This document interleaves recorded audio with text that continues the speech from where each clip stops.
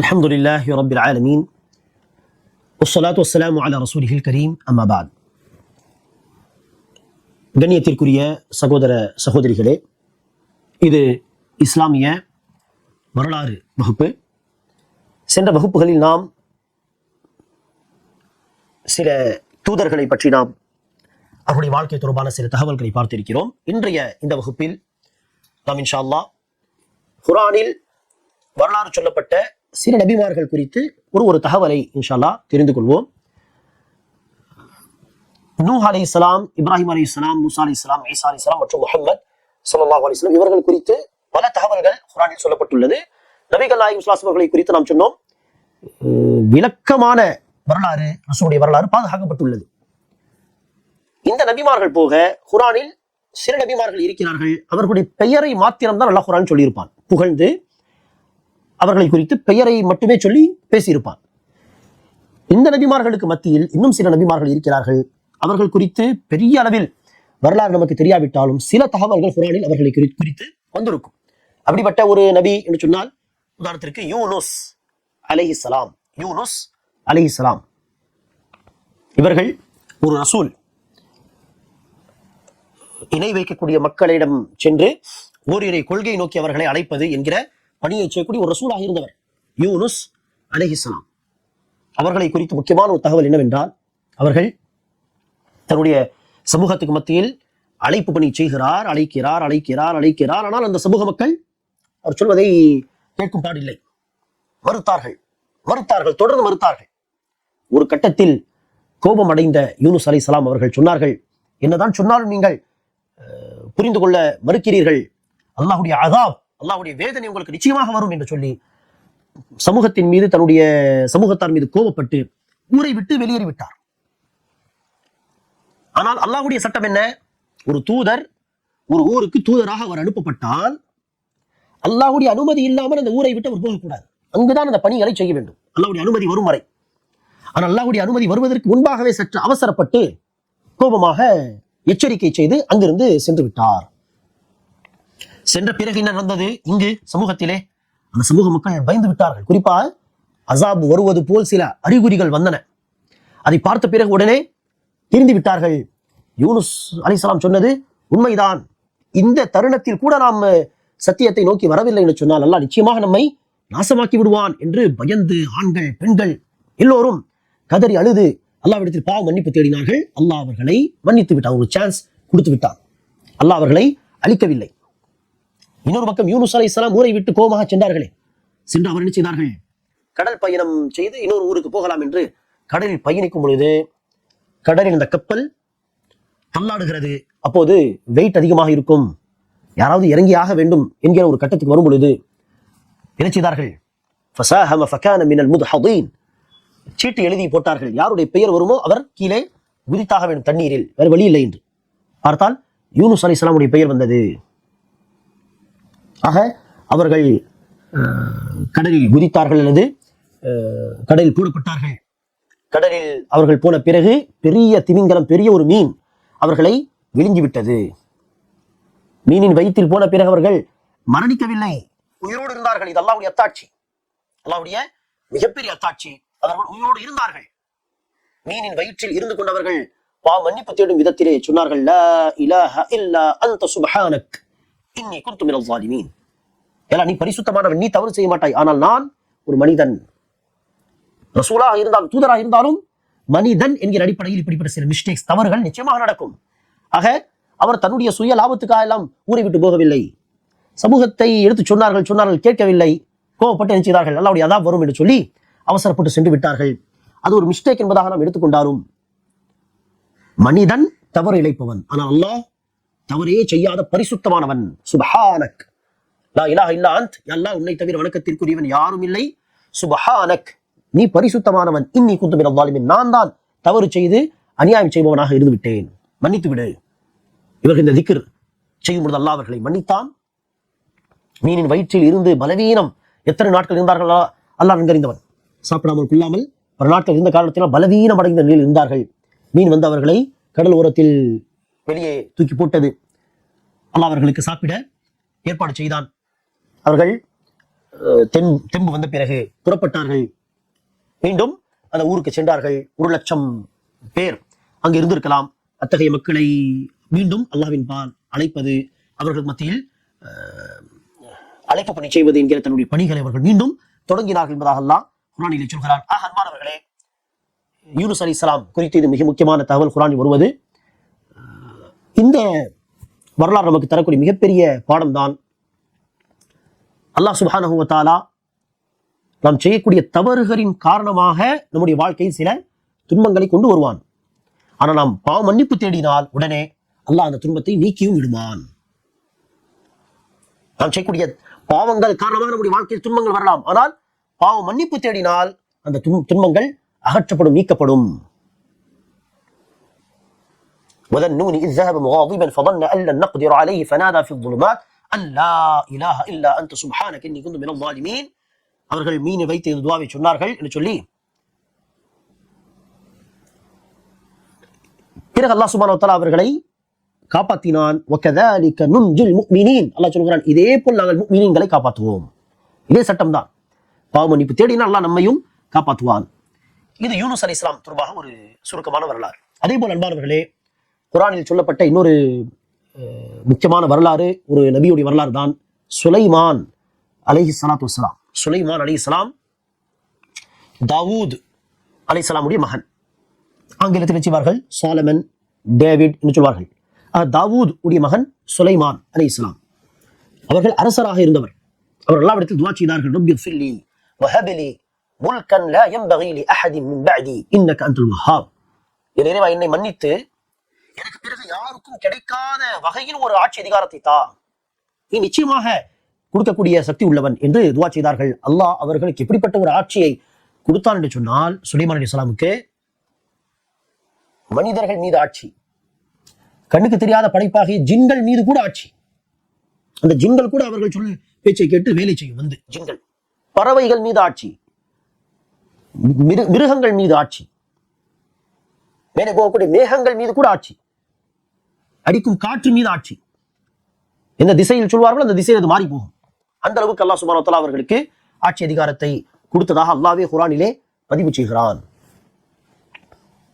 சுலைமான் அலைஹிஸ்ஸலாத்து வஸ்ஸலாம் அவர்களை குறித்தும் அல்லாஹ் நமல் என்கிற சூறாவிலே விளக்கமாக சொல்கிறான். இவர்களுடைய வரலாறும் சுருக்கமாக சொல்லப்பட்ட வரலாறு கிடையாது, ஓரளவுக்கு விளக்கமாக சொல்லப்பட்ட வரலாறு தான். அவர்களை குறித்தும் நீங்கள் இன்ஷா அல்லாஹ் சூரத்துன் நமல் படித்து பாருங்கள். அல்லாஹ் அவர்களுக்கு அதிகாரத்தை இவ்வாறு கொடுத்தான். ஒரு முறை அவர்கள் பறவைகளை நிப்பாட்டி என்ன செய்தார்கள், பார்த்து கொண்டிருந்தார்கள். அப்போது ஒரு பறவையை காணவில்லை. ஹுத் ஹுத் என்கிற ஒரு பறவை. சுலைமான் அலைஹிஸ்ஸலாம் சொன்னார்கள், ஹுத் ஹுத் எங்கே? வந்த பிறகு தாமதமாக வந்ததுக்கு தக்க காரணம் சொல்லிவிட்டால் நான் விட்டு விடுவேன், இல்லை என்று சொன்னால் நான் கடுமையான பனிஷ்மெண்ட் கொடுப்பேன் என்று சொல்லிக் கொண்டிருக்கும் பொழுது அந்த பறவை வந்தது. வந்து சொன்னது, உங்களுக்கு தெரியாத ஒரு தகவலை நான் உங்களிடத்தில் கொண்டு வந்திருக்கிறேன். என்ன தகவல் என்று கேட்டால், சபா என்கிற ஊரில், நாட்டில் ஒரு ஊரை நான் பார்த்தேன். அங்கே ஒரு பெண்மணி ராணியாக ஆட்சி செய்து கொண்டிருக்கிறாள். வெறும் அந்த பெண்மணி, அந்த ராணியும் சரி மக்களும் சரி சூரியனை வணங்குகிறார்கள், ஷிர்க் செய்கிறார்கள் படைத்த இறைவனுக்கு. ஆக அவர்களை தடுக்க முடியுமா என்று சொல்லும் விதத்திலே அந்த பறவை வந்து சொல்கிறது தூதரிடத்தில். அதற்கு சுலைமான் அலைஹிஸ்ஸலாம் உடனே ஒரு லெட்டர் எழுதினார்கள். லெட்டர் எழுதி, இங்கு எனக்கு கட்டுப்பட்டு என்னுடைய ஆட்சிக்கு நீங்கள் புறப்பட்டு வாருங்கள் என்று. அந்த லெட்டர் கிடைத்ததும் அந்த ராணிக்கு அமைச்சர்களிடத்தில் என்ன செய்யலாம் என்று கேட்க, அதற்கு அந்த அமைச்சர்கள் படையெடுத்து போகலாம் வாருங்கள் என்று சொல்ல, அந்த ராணி சொன்னார், இல்லை இல்லை, பெரிய பெரிய அரசர்களாக இருந்தால் அவர்கள் படையெடுத்து வந்தால் ஊரையே நாசமாக்கி விடுவார்கள், அப்படியெல்லாம் அவசரமாக முடிவெடுக்கக் கூடாது என்று சொல்லி, சரி முதலாவது அவர் என்ன நிலைப்பாட்டில் இருக்கிறார் பார்ப்பதற்கு சில அன்பளிப்புகளை கொடுக்கலாம் என்று சில அன்பளிப்புகளை இந்த ராணி சுலைமான் அலைஹிஸ்ஸலாமுக்கு கொடுத்து அனுப்புகிறாள். அந்த அன்பளிப்புகள் வந்ததும் சுலைமான் அலைஹிஸ்ஸலாம் அவர்கள் கோபப்பட்டு என்ன செய்தார்கள், உங்களுடைய இந்த அன்பளிப்பை எல்லாம் நீங்களே வைத்துக் கொள்ளுங்கள், இதைவிட சிறந்ததை எல்லாம் எனக்கு கொடுத்திருக்கிறான், நீங்கள் வரவில்லை என்று சொன்னால் நான் படையெடுத்து வருவேன். உனை பேச்சுதான். இந்த லெட்டர் கிடைத்ததும் அவர்கள் கிளம்பி வந்தார்கள். அவர்கள் வழியில் இருக்கும் பொழுது, புறப்பட்டு வரும் பொழுது, இங்கு சுலைமான் அலைஹிஸ்ஸலாம் அவர்கள் அந்த ராணி எந்த அர்ஷ் மீது, எந்த சிம்மாசனத்தின் மீது அமர்கிறாரோ அந்த அரியாசனத்தை, அந்த சிம்மாசனத்தை யார் இங்கு கொண்டு வர முடியும் என்று சொல்ல, ஒரு ஜின் சொன்னது, நான் அதை நீங்கள் இந்த சபையை விட்டு எழுந்து செல்வதற்கு முன்பாக நான் அதை கொண்டு வருகிறேன். இன்னொருவர் சொன்னார், அந்த இன்னொருவர் மலக்குமார்களுடைய தலைவர் ஜிப்ரீல் அலைஹிஸ்ஸலாம் அவர்களாக இருப்பார்கள் என்று சில விளக்கங்கள் உண்டு. ஆனால் குர்ஆன் எல்லா பெயரை சொல்லவில்லை. அவரிடத்தில் இருந்த கல்வியாளர் ஒருவர் சொன்னார் என்றுதான் வருகிறது. அவர் என்ன சொன்னார், நீங்கள் கண் இமை அசைக்கும் அந்த நொடியில் நான் கொண்டு வருவேன் என்று சொல்லி முடித்து சுலைமான் அலைஹிஸ்ஸலாம் அந்த கண் இமை அசைத்திருப்பார்களா இல்லையா? கண் இமை அசைத்து இப்படி திறந்து பார்க்க அந்த சிம்மாசனம் முன்னால் நிற்கிறது. சுப்ஹானல்லாஹ். குர்ஆன் எல்லாம் சொன்ன விஷயம் இது. எவ்வளவு சக்தி அல்லாஹ் கொடுத்திருப்பான். அது ஜிப்ரீல் அலைஹிஸ்ஸலாம் அவர்களாக இருந்தால் எவ்வளவு சக்தி பாருங்கள். நொடியில் அந்த சிம்மாசனத்தை முன்னால் பார்த்ததும் சுலைமான் அலைஹிஸ்ஸலாம் அவர்களே மிரண்டு போய்விட்டார்கள். இப்படிப்பட்ட மக்களை அல்லாஹ் என்னுடைய வார்த்தையை கேட்டு நடக்கக்கூடிய ஒரு அதிகாரத்தை வைத்திருக்கிறான் என்று உணர்ந்த அவர்கள் உடனே சொன்னார்கள், ஹாதா மின் ஃபத்லி ரப்பி, இதனுடைய இறைவனின் அருள், லியப்லுவனி, என்னை சோதிப்பதற்காக தான் அல்லாஹ் இப்படிப்பட்ட ஒரு அதிகாரத்தை எனக்கு கொடுத்திருக்கிறான். அஷ்குரு அம் அக்ஃபுர், நான் அல்லாஹ்வுக்கு நன்றி செலுத்துகிறேனா அல்லது அல்லாஹ் உடைய அருட்கொடைகளை மறுத்து நன்றி மறக்கக்கூடியவனாக ஆகிறேனா என்பதை பார்ப்பதற்காக அல்லாஹ் இதை கொடுத்திருக்கிறான் என்று உடனே அல்லாஹ்வை புகழ்ந்தார்கள். அகம்பாவம் கொள்ளவில்லை. அடுத்த அந்த ராணி வந்த பிறகு தன்னுடைய அரியாசனத்தை பார்த்தும் ஆச்சரியப்பட்டால், நாம் வருவதற்கு முன்பாக அதை கொண்டு வந்து விட்டார்கள், எப்படிப்பட்ட பவர் இருக்கும் என்று. அடுத்து சுலைமான் அலைஹிஸ்ஸலாம் தன்னுடைய அரண்மனைக்கு அழைத்து சென்றார்கள். அந்த அரண்மனையும் அப்படி கட்டப்பட்டிருந்தது. அதையெல்லாம் பார்த்து வியந்து போய் சுலைமான் அலைஹிஸ்ஸலாமுடைய அழைப்பை கேட்ட பிறகு சத்திய கொள்கையை புரிந்து அந்த பெண்மணியும் இஸ்லாத்தை தழுவியதாக அல்லாஹ் குர்ஆனிலே சொல்கிறான். ஆக அன்பானவர்களே, இந்த வரலாறு சுலைமான் அலைஹிஸ்ஸலாமுடைய வரலாறு, அல்லாஹ் சுப்ஹானஹு வ தஆலா நாடியவர்களுக்கு ஆட்சி அதிகாரத்தை தருகிறான், நாடியவர்களுக்கு ஆட்சி அதிகாரத்தை கொடுக்காமலும் விடுகிறான். அதே போல இணை வைப்பு என்பது மிகப்பெரிய பாவம். அந்த பாவத்தை தடுக்க நம்மால் இயன்ற முயற்சிகளை எப்போதும் மேற்கொள்ள வேண்டும் என்கிற ஒரு பாடமும் இந்த வரலாறு நமக்கு தருகிறது. அதே போல அன்பானவர்களே, குர்ஆனில் சொல்லப்பட்ட வரலாறு என்று பார்த்தால் மிக முக்கியமான இன்னொரு வரலாறு தான். மேலும் மிக விலாவரியா சொல்ல போனால் ஒரு முழுமையான ஒரு சம்பவமாக சொல்லப்பட்ட ஒரு வரலாறு தான் யூசுப் அலைஹிஸ்ஸலாத்து வஸ்ஸலாம் அவருடைய வரலாறு. யூசுப் அலைஹிஸ்ஸலாமுடைய வரலாறை நீங்கள் யூசுப் அத்தியாயத்தை எடுத்து தனக்கு தெரிந்த மொழியுடைய டிரான்ஸ்லேஷனில் தமிழ் உருது என்று சொன்னார், உருது அல்லது ஆங்கிலம் என்று சொன்னார், ஆங்கிலம் என்று அவசியம் படித்து பாருங்கள். இங்கு சுருக்கமாக தான் நாம் சொல்ல முடியும். யூசுப் அலைஹிஸ்ஸலாத்து வஸ்ஸலாம் அவர்கள் இப்ராஹிம் அலைஹிஸ்ஸலாமுடைய பேரனாகிய யாக்கூப், இஸ்ராயில் என்று சொல்லுவோம், இஸ்ராயில் அலைஹிஸ்ஸலாமுடைய மகன், யாக்கூப் அலைஹிஸ்ஸலாமுடைய மகன் யூசுப் அலைஹிஸ்ஸலாம். யாக்கூப் அலைஹிஸ்ஸலாமுக்கு ஒரு மனைவியால் பிறந்த பிள்ளைகள் என்று ஒரு 10 பேர் இருந்தார்கள். இன்னொரு மனைவியால் பிறந்த ஒரு பிள்ளை தான் யூசுப் அலைஹிஸ்ஸலாம் மற்றும் பின்யாமீன் என்பவர், 12 பேர். இப்போது யூசுப் அலைஹிஸ்ஸலாம் அவர்கள் சிறியவர் என்கிற அடிப்படையில் யாக்கூப் அலைஹிஸ்ஸலாம் அதிகமாக செல்லமாக அவர்களை நடத்துவார்கள். இதை பார்த்த அந்த 10 சகோதரர்கள் ஜெலஸ் ஆவார்கள், பொறாமைப்படுவார்கள். இது யாக்கூப் அலைஹிஸ்ஸலாமுக்கும் தெரியும். யூசுப் அலைஹிஸ்ஸலாம் அவர்கள் ஒரு முறை கனவு பார்த்தார்கள். அந்த கனவிலே யூசுப் அலைஹிஸ்ஸலாத்து வஸ்ஸலாம் அவர்கள் 11 நட்சத்திரங்கள், மேலும் சூரியன், சந்திரன் அவர்களுக்கு சஜதா செய்வதாக, இது வணக்கத்துக்கான சஜதா கிடையாது, மரியாதைக்கான சஜதா செய்வதாக பார்த்தார்கள். அந்த கனவை யாக்கூப் அலைஹிஸ்ஸலாமிடம் சொல்ல அவர்கள் புரிந்து கொண்டார். எப்படி என்னுடைய தந்தையுடைய தந்தை நபியோ அதே போல் என்னுடைய பிள்ளைகளில் யூசுஃபை அல்லாஹ் நபியாக ஆக்குவான் என்று புரிந்து கொண்டார்கள். ஆக சொன்னார்கள், இந்த கனவை யாருக்கும் அறிவிக்காதே, யாருக்கும் சொல்லாதே. குறிப்பா அந்த சகோதரர்களிடத்தில் சொன்னால் ஏதாவது பொறாமைப்படுவார்கள் என்று அவர்களுக்கு தெரியும். ஆனால் யூசுப் அலைஹிஸ்ஸலாம் போய் சொல்லிவிட்டார். சிறு பிள்ளை தெரியாமல் போய் மறந்து சொல்லிவிட்டார்கள். ஆக பொறாமைப்பட்ட அந்த சகோதரர்கள் யூசுஃபை நம்முடைய வாழ்க்கையிலிருந்து நீக்கினால் தான் நம்முடைய தந்தை நம்மை நேசிப்பார் என்று பேசி கொலை செய்யலாம் என்றெல்லாம் பேச்சுகள் வந்தது. ஆனால் இல்லை, கொல்ல வேண்டாம், தூரமாக ஒரு காட்டில் ஒரு கிணத்தில் போட்டு விடலாம், யாராவது வரும்போது அவனை எடுத்து சென்று விடுவார்கள் என்று பேசி யூசுப் அலைஹிஸ்ஸலாமை பிக்னிக்கு செல்கிறோம் என்று சொல்லி அழைத்து சென்று அங்கு ஒரு கிணத்தில் போட்டு விட்டார்கள். வீடு திரும்பிய பிறகு என்ன செய்தார்கள், போலியாக ஒரு சட்டையில் ஆட்டின் ரத்தத்தை தடவி யூசுஃபை ஒரு ஓனாய் தின்று விட்டது என்று தன் தந்தையிடம் போய் சொன்னார்கள். தந்தைக்கு தெரிந்து விட்டது இது பொய் என்று சொன்னார்கள். இப்படி நடந்திருக்க வாய்ப்பே இல்லை. ஆனால் என்ன செய்ய முடியும், இவர்களும் பிள்ளைகள், அவரும் பிள்ளைதான், நான் பொறுமையாக இருக்கிறேன். அடுத்து கிணத்தில் இருந்த யூசுப் அலைஹிஸ்ஸலாம் அவர்களை ஒரு கூட்டம் எடுத்து எகிப்துக்கு சென்று அங்கு விற்பனை செய்து விட்டார்கள் காசுக்கு. அங்கு அவரை வாங்கியவர் எகிப்து நாட்டின் கவர்னர். வாங்கி கண்ணியப்படுத்தி அவர்களை வளர்க்கிறான். ஒரு அடிமை மாதிரி தான் இருப்பார்கள், வேலைகளை செய்து கொண்டு, ஆனால் கண்ணியமாக இருந்தார்கள். வளர்ந்த பிறகு ஒரு காலகட்டத்தில் என்ன நடந்தது? யூசுப் அலைஹிஸ்ஸலாத்து வஸ்ஸலாம் அவர்கள் மீது அந்த கவர்னருடைய மனைவி ஆசை கொள்கிறாள். பார்க்க அழகாக இருப்பார்கள் யூசுப் அலைஹிஸ்ஸலாம் அவர்கள். ஆசை கொள்கிறாள். அவர்கள் அவருடைய அழைப்புக்கு மறுப்பு தெரிவித்த பொழுது பழியை தூக்கி யூசுப் அலைஹிஸ்ஸலாம் மீது போட்டு விட்டாள். இப்படி சில பிரச்சனைகள் நடந்து யூசுப் அலைஹிஸ்ஸலாம் அவர்கள் சிறைக்கு சென்றார்கள். செய்யாத ஒரு குற்றத்துக்காக சிறையில் அனுப்பப்பட்டார்கள். ஆனால் யூசுப் அலைஹிஸ்ஸலாமும் அதை தான் விரும்பினார். இங்கிருந்தால் ஒரே குழப்பம், இந்த பெண்களுடைய குழப்பம். சிறைக்கு சென்று விட்டால் எனக்கு நல்லது என்று சொன்னார்கள். சிறைக்கு சென்றார்கள். அங்கு 2 நபர்கள் கைதிகள் வந்தார்கள் சிறைக்கு. 2 பேரும் ஒரு கனவு பார்த்திருப்பார்கள்.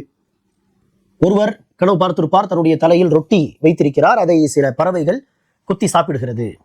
ஒருவர் பார்த்திருப்பார், பழச்சாறு எடுத்து இதோ கொடுக்கிறார் என்று. யூசுப் அலைஹிஸ்ஸலாம் இடத்தில் கனிமான மனிதரா தெரிகிறாரே, ஏதாவது விளக்கம் சொல்ல முடியும் என்று நினைத்து வந்து கேட்டார்கள். அவர்கள் சொன்னார்கள், எனக்கு விளக்கம் தெரியும், நான் சொல்வேன், அதற்கு முன்பாக நான் சொல்வதை நீங்கள் கேளுங்கள் என்று யூசுப் அலைஹிஸ்ஸலாம் அவர்கள் அந்த இருவருக்கும் ஏகத்துவ கொள்கை எடுத்து சொன்னார்கள். ஷிர்க் செய்யக்கூடாது, பல தெய்வங்கள் என்று நம்புவது நல்ல கொள்கை, சிறந்த கொள்கையாக இருக்குமா? அல்லது ஒரே இறைவன் தான், அவன் அடக்கி ஆள்பவன், யாவற்றையும் செய்து முடிக்கக்கூடிய தன்மை உள்ளவன் என்று நம்பிக்கை கொள்வது சிறந்த கொள்கையாக இருக்குமா, கரெக்டான கொள்கையாக இருக்குமா என்று கேட்டார்கள். இப்படி உபதேசம் செய்து அவர்கள் ஏகத்துவத்தின் பால் அழைத்தார்கள். அடுத்தவர்களுக்கு விளக்கம் சொன்னார்கள். பறவை கொத்தி தின்னும் என்று பார்த்தவருக்கு சிறை தண்டனைக்கு அடுத்தபடியாக தூக்கு தண்டனை விதிக்கப்படும். பழச்சாறு எடுப்பதாக பார்த்தவர் அரசனுக்கு அந்த பழச்சாறு அல்லது மது ஊத்தி தரக்கூடிய அந்த வேலையை அவர்களுக்கு கொடுக்கப்படும் என்பதாக சொன்னார்கள். அதே போல்தான் நடந்தது. சரி, அந்த நபரிடத்தில் சொன்னார்கள் யூசுப் அலைஹிஸ்ஸலாம், அரசனிடத்தில் சென்றால் என்னை இப்படி செய்யாத குற்றத்துக்காக அடைத்து வைத்திருக்கிறார் என்பதாக சொல்லு என்று. ஆனால் அவனும் மறந்து விட்டான். ஒரு காலகட்டம் அங்கு ஜெயிலில் இருந்தார்கள். பின்னர் ஒரு நாள் அந்த அரசன், இது கவர்னர் கிடையாது, அரசன், எகிப்து நாட்டின் அரசன் ஒரு கனவு பார்க்கிறான். 7 கொழுத்த மாடுகள், 7 மெலிந்த மாடுகள், அந்த 7 மெலிந்த மாடுகள் கொழுத்த மாடுகளை சாப்பிடுகிறது. அதேபோல் 7 பசுமையான கதிர்கள், 7 காய்ந்த கதிர்கள் என்று ஒரு விசித்திரமான கனவு. யாருக்கும் விளக்கம் தெரியாது. அப்போது அந்த பழச்சாறு ஊத்தி தருபவன் அவனுக்கு ஞாபகம் வந்தது, ஆஹா, சிறையில் யூசுப் இருக்கிறாரே, சரியான விளக்கத்தை சொல்வாரே. அரசரிடம் சொன்னார், இப்படி ஒருவர் இருக்கிறார், சரி போய் கேட்டு வா என்று சொல்ல போய் யூசுப் அலைஹிஸ்ஸலாம் இடத்தில் இந்த விளக்கத்தை கேட்க அவர் நினைச்சவில்லை, கோபப்படவில்லை. நான் சொன்ன வேலை நீ செய்தியா, இப்போது என்ன தேடி போ என்றெல்லாம் சொல்லவில்லை. மாறாக விளக்கத்தை கேட்டார்கள், சொன்னார்கள். என்ன சொன்னார்கள் விளக்கம்? இப்போது ஒரு வருடம், நல்ல 7 வருடங்கள் நல்ல விளைச்சல் வரும். அதற்கு அடுத்து ஒரு 7 வருடங்கள் வரப்போகிறது, அதில் சுத்தமாக மழை இருக்காது, பஞ்சம் ஏற்படும். அதற்கு அடுத்து மீண்டும் மழை பெய்ய ஆரம்பிக்கும் என்பதாக ஒரு விளக்கம் சொன்னார்கள். இதை போய் சொன்ன பிறகு அரசர் நினைச்சுகிறான், யூசுப் அலைஹிஸ்ஸலாமை அழைத்து வர சொல்கிறான்.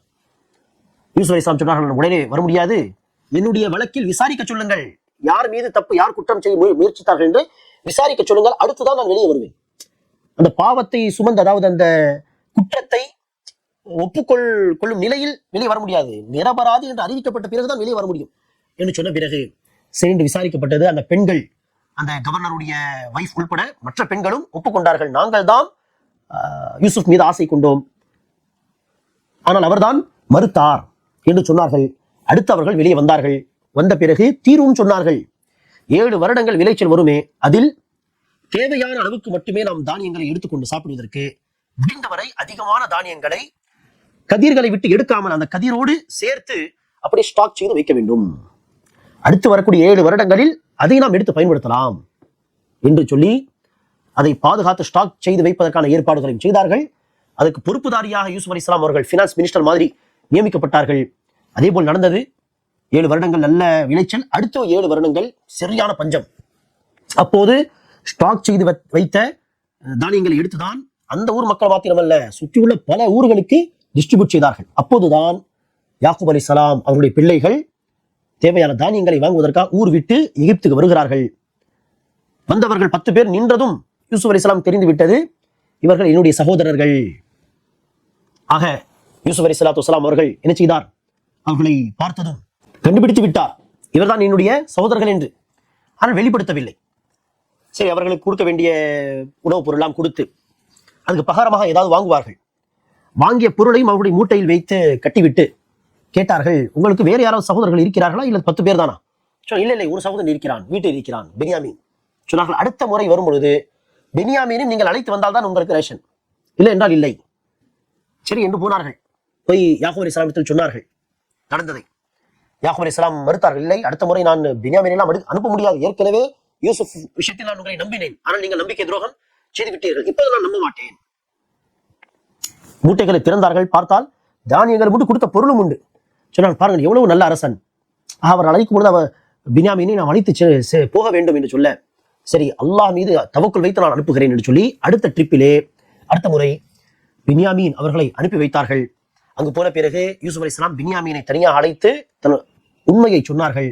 சொல்லி நீங்கள் இங்கே என்னோடு இருப்பதற்கான ஏற்பாடுகளை நான் செய்கிறேன் என்று சொல்லி புறப்படும் நேரத்தில் அரசன் பயன்படுத்தக்கூடிய ஒரு விலை மதிப்புள்ள ஒரு பாத்திரம், அதை பென்யாமீன் உடைய மூட்டையில் வைத்து கட்டிவிட்டார்கள். சரி, எல்லோரும் இப்போது ஊருக்கு புறப்படுகிறார்கள். பென்யாமீனோடு சேர்ந்து புறப்படும் பொழுது அறிவிப்பு செய்தார்கள், அரசனின் பாத்திரத்தை காணவில்லை.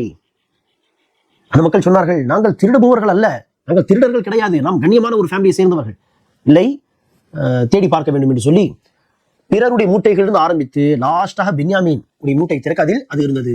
உடனே அந்த சகோதரர்கள், இவனுடைய சகோதரன் இருந்தான் யூசுப், அவனும் இதே போல் தான் திருடினான், அதே போல் தான் இவனும் திருடுகிறான் என்று பேசினார்கள். யூசுப் அலைஹிஸ்ஸலாமுக்கு சங்கடமாக கஷ்டமாக இருந்ததானால் ஒன்றும் சொல்லவில்லை. சரி என்று திருடியவரை நாம் இங்கேயே வைத்துக் கொள்வோம், அனுப்ப முடியாது, போங்கள் என்று சொல்லி அனுப்பிவிட்டார்கள். அப்போது அந்த 10 பேரில் பெரியவர் அவர் சொன்னார், ஏற்கனவே யூசுஃபை அழைத்து போய் நாம் இப்படி கிணத்தில் போட்டு விட்டோம், அவன் எங்கே இருக்கிறார் தெரியாது. இப்போது பென்யாமீனை அழைத்து வந்தோம், இப்படி நடந்து விட்டது. ஆக தந்தை அப்பா முன்னால் போய் நிற்பதற்கு எனக்கு தைரியம் இல்லை, நீங்களே பொங்கல் என்று சொல்லி அவரும் இருந்து விட்டார். மொத்தமாக 3 பிள்ளைகள், 9 பிள்ளைகள் இப்போது ஊருக்கு செல்கிறார்கள். யாக்கூப் அலைஹிஸ்ஸலாம் அவர்கள் அழுதார்கள். பிறகு அடுத்த கட்டமாக யாக்கூப் அலைஹிஸ்ஸலாம் அவர்கள் சொன்னார்கள், அல்லாஹ் நாடினால் இப்படி 3 பிள்ளைகளையும் சேர்த்து என்ன செய்வான், திருப்பி கொடுப்பான். பாருங்கள் எவ்வளவு பெரிய நம்பிக்கை, எல்லாம் மீது ஆதரவு. எத்தனையோ வருடங்கள் முன்பு தொலைந்து போன யூசுப் அலைஹிஸ்ஸலாம் அவர்களையும் அல்லாஹ் நாடினால் திருப்பி கொடுப்பான் என்கிற நம்பிக்கை பாருங்கள். சொன்னார்கள், அத்தனை பேரும் எல்லாம் விரும்பினால் திருப்பி கொடுப்பான், போய் தேடி பாருங்கள், போங்கள் என்று சொல்லி அனுப்பினார்கள். இந்த முறை அவர்கள் வந்து அழுது, நம்முடைய தந்தை யாக்கூப் அலைஹிஸ்ஸலாம் வயதானவர், அவர் கஷ்டப்படுகிறார், அவருடைய பிள்ளைகளை அனுப்பி வையுங்கள் என்று சொல்ல, அப்போது யூசுப் அலைஹிஸ்ஸலாத்து வஸ்ஸலாம் அவர்கள் தன்னுடைய அந்த 10 சகோதரர்களை பார்த்து சொன்னார்கள், ஆனா யூசுப், நான் தான் யூசுப், வஹதா அஹி, இவர் என்னுடைய சகோதரர் பென்யாமீன் என்று சொல்ல, அவர்கள் ஆச்சரியப்பட்டு மன்னிப்பு கேட்டார்கள்.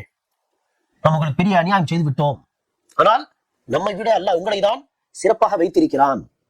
பிறகு யூசுப் அலைஹிஸ்ஸலாம் தன்னுடைய சட்டையை கழற்றி கொடுத்தார்கள். இதை ஊருக்கு போய் என்னுடைய தந்தை உடைய முகத்தில் போடுங்கள். அழுது அவருடைய பார்வையை போய்விட்டது. ஆக இந்த சட்டையை போடுங்கள், அவருடைய பார்வை திரும்பி வரும் என்று சொன்னார்கள். இது ஒரு அத்தாட்சி. பிறகு யாக்கூப் அலைஹிஸ்ஸலாத்து வஸ்ஸலாம் அவர்களை ஃபேமிலி அழைத்துக் கொண்டு எகிப்துக்கே வாருங்கள் என்று சொன்னார்கள். ஆகவே எல்லோரும் எகிப்துக்கு வந்து செட்டில் ஆகிவிட்டார்கள். வந்த பிறகு யூசுப் அலைஹிஸ்ஸலாத்து வஸ்ஸலாம் அவர்கள் தன்னுடைய பெற்றோரை சிம்மாசனத்தின் மீது அமர வைத்து கண்ணியப்படுத்தினார். அதற்கடுத்து பெற்றோரும் சரி 11 சகோதரர்களும் சரி யூசுப் அலைஹிஸ்ஸலாமுக்கு அவர்களை கண்ணியப்படுத்தும் விதத்திலே சஜ்தா செய்தார்கள். அப்போது யூசுப் அலைஹிஸ்ஸலாம் ஞாபகம் வந்தது, இதுதான் நான் பார்த்த அந்த கனவின் விளக்கம், இதுதான் அல்லாஹ் அதை உண்மைப்படுத்தி காட்டிவிட்டான் என்று சொல்லி புகழ்ந்தார்கள். யூசுப் அலைஹிஸ்ஸலாமுடைய வரலாறு அவசியம் யூசுப் அத்தியாயத்தை முழுமையாக பொருளோடு படித்து பாருங்கள். ஆக இந்த வரலாறு பொறாமை படக்கூடாது. பொறாமை உறவுகளை நாசமாக்கிவிடும், பல பிரச்சனைகளை கொண்டு வரும். பொறாமைப்படுபவர்களுக்கு அல்லாஹ் வெற்றியை தரமாட்டான், அவர்களுக்கு இழிவுதான். அதே போல பொறுமை, இது எப்போதும் தாமதமாக கொண்டு வந்தாலும் நிச்சயமாக அது நன்மைகளை கொண்டு வரும். உலகத்தில் இல்லாவிட்டாலும் மறுமை நிச்சயமாக நன்மைகளை நமக்கு பெற்றுத்தரும். பொறுமை அப்படிப்பட்ட ஒரு நன்மை. அதே போல எங்கிருந்தாலும் நாம் என்ன செய்ய வேண்டும், அல்லாஹ்வின் பால் மக்களை அழைக்கக்கூடிய பணிகளை செய்ய வேண்டும். சிறையில் இருந்தும் யூசுப் அலைஹிஸ்ஸலாம் அல்லாஹ்வின் பக்கம் அழைக்கக்கூடிய பணியை தவறாமல் செய்தார்கள். இப்படி பல படிப்பினைகள் குழப்பங்களுக்கு மத்தியில் இருந்தாலும் தன்னுடைய ஈமானை விடக்கூடாது. யூசுப் அலைஹிஸ்ஸலாமை ஒரு பெண் அல்ல, பல பெண்கள் அழைத்து முயற்சி செய்தார்கள். யூசுப் அலைஹிஸ்ஸலாம் இங்கு இருப்பதை விட ஜெயிலில் போய் இருக்கலாமே என்று துஆ செய்தார்கள் அல்லாஹ்விடத்திலே. அல்லாஹ்வும் அனுப்பிவிட்டான். ஆக ஈமான் உறுதியாக இருக்க வேண்டும் என்று எத்தனையோ பாடங்கள் இந்த வரலாறில் உண்டு. அல்லாஹ் சுப்ஹானஹு வ தஆலா அனைவருக்கும் நபிமார்களுடைய வரலாறை படித்து படிப்பினை பெறக்கூடிய பாக்கியத்தை தருவானாக. ஆமீன். அஸ்ஸலாமு அலைக்கும் வரஹ்மத்துல்லாஹி வபரகாத்துஹு.